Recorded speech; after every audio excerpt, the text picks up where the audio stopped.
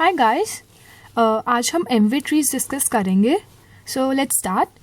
जो हमारा Amway tree होता है वो एक स्पेशल टाइप का ट्री होता है जिससे हम अपनी एक्सटर्नल स्टोरेज को एक्सेस कर सकते हैं.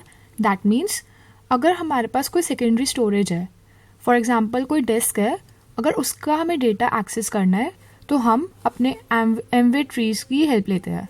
सो एमवे ट्रीज़ की कुछ प्रॉपर्टीज़ होती है, वो हम देखते हैं एंड आगे कंटिन्यू करते हैं.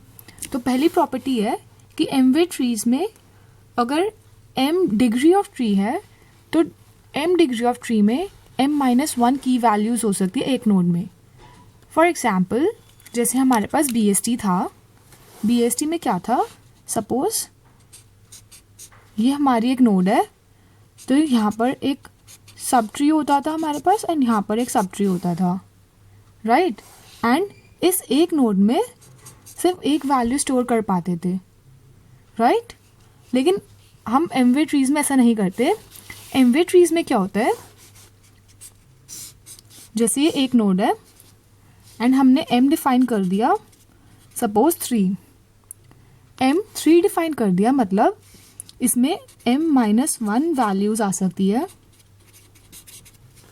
मतलब 2 वैल्यूज पर नोड आ सकती है. सपोज हमारी वैल्यूज है 1 and 2, राइट. सो हमारे पास यहाँ पर 3 पॉइंटर्स आ जाएंगे, एक पॉइंटर इधर, एक इधर एंड एक इधर. इसमें क्या होगा, सेम जैसे हमारा BST में होता था वैसे ही होता है. इधर 1 से छोटी वैल्यूज, इधर 1 और 2 के बीच की वैल्यूज एंड इधर 2 से बड़ी वैल्यूज.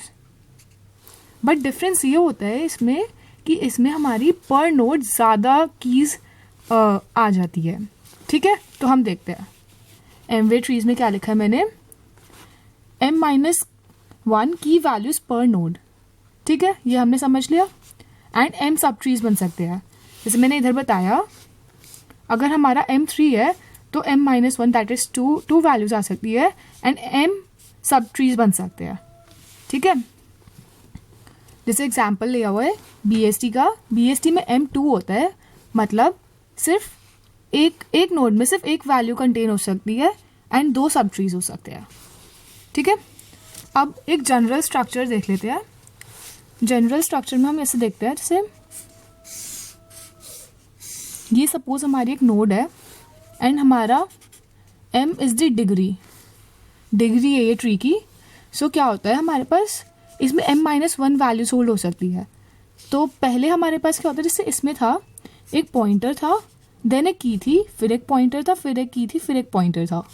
सो इसमें भी ऐसा होता है, जैसे P0, K0, P1, K1 and it will go up till Pn-1, Kn-1 and Pn, ठीक है. जैसे यहाँ पर एक पॉइंटर एक्स्ट्रा था, मतलब m पॉइंटर्स थे एंड m-1 वैल्यूज थी.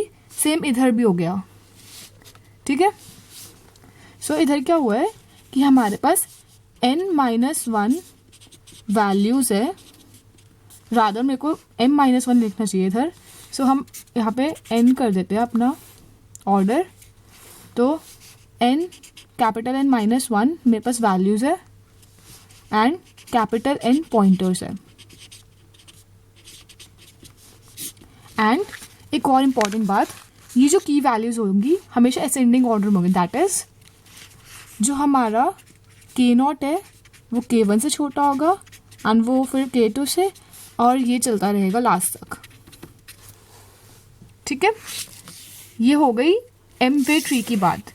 अब एक स्पेशल टाइप का एमवे ट्री आता है, उसे हम बोलते हैं एमवे सर्च ट्री. जैसे बाइनरी ट्री था फिर BST आया, बाइनरी सर्च ट्री, वैसे हमारे पास एमवे सर्च ट्री भी होता है. सो उसे देखते हैं. अब एमवे सर्च ट्री की भी एक कुछ प्रॉपर्टीज़ होती है. उनमें से पहले है कि इसमें जो m होता है वो ज़रूरी नहीं है कि अगर हमारा जो डिग्री है ट्री की वो m है तो m-1 ही वैल्यूज़ हो. उसमें वैल्यूज़ 1 से लेकर m-1 तक हो सकती है कीज़, ठीक है.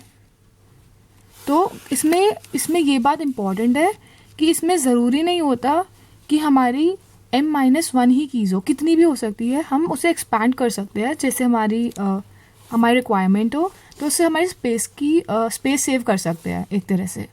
तो मैंने ये लिखा है m is a fixed upper limit that defines the number of values that can be stored in node, और ज़रूरी नहीं है कि m-1 वैल्यूज़ और m सब ट्रीज हो। सो अब ये क्वेश्चन है कि नंबर ऑफ वैल्यूज़ तो हमें पता लग गया कि 1 से m-1 तक हो सकती है, बट कितने सब ट्रीज हो सकते हैं। सो सब ट्रीज कितने हो सकते हैं, अगर एक भी सब ट्री नहीं है तो मतलब लीफ नोड है, एंड अगर कुछ वैल्यूज़ है, सपोज i वैल्यूज़ है हमारे पास, तो उसके कॉरस्पॉन्डिंग क्या हो जाएगा, हमारे पास i+1 सब ट्रीज हो जाएंगे। एग्जाम्पल ले लेते हैं, सपोज ये मेरी नोड है एंड हमने m कर दिया 5, तो इसमें 4 वैल्यू स्टोर हो सकती है, राइट। अभी इस मोमेंट ऑफ टाइम पे मेरे पास सिर्फ 2 वैल्यूज़ है, सपोज 17 एंड 20, एंड और भी वैल्यूज़ आ सकती है, ऑफ कोर्स इसमें 2 वैल्यूज़ और आ सकती है, बट इस पॉइंट ऑफ टाइम पे मेरे पास सिर्फ 2 वैल्यूज़ है। तो मेरे पास क्या पॉइंटर्स हो सकते हैं, एक 17 से छोटी वैल्यूज़ वाला, एक 17 और 20 से बीच वाली वैल्यूज़ का, एंड एक 20 से बड़ी वैल्यूज़ का, राइट। तो यही लिखा है मैंने कि नंबर ऑफ सब ट्रीज कितने हो सकते हैं, अगर i वैल्यूज़ है तो i+1 सब ट्रीज हो सकते हैं, एंड ज़रूरी नहीं है ये पॉइंटर्स हो, ये भी हो सकता है कि सिर्फ एक नोड है, इसमें 17 एंड 20 वैल्यूज़ पड़ी है, तो हमें कोई अभी इस मोमेंट पर कोई हमें सब ट्री की ज़रूरत नहीं है, तो इसका 0 चाइल्ड है। 0 चाइल्ड मतलब ये एक लीफ नोड है, ठीक है। तो ये हमारा एमवे ट्री कंप्लीट करता है। नेक्स्ट स्लाइड में हम B tree, B plus tree and B star tree देखेंगे। So till then keep studying, bye bye.